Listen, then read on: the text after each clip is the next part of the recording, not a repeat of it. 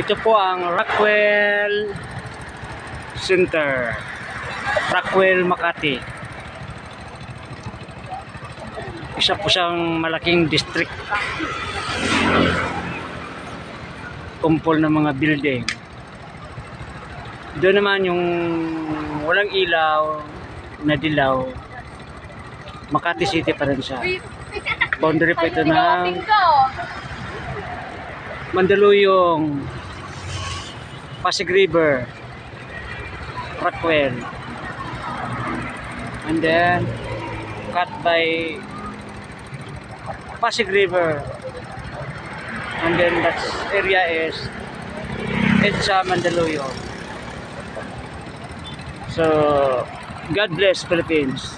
Ang video ito ay para lamang po sa mga kaibigan kong nasa probinsya. Kayong mga taga Maynila, siyempre kapisado nyo na to. Ito namang i-endorse ko ngayon ay para sa mga kaibigan kong nasa probinsya. Sana naman makapagpasyal kayo dito sa Maynila pag balang araw, pag may time kayo. Okay, bye bye.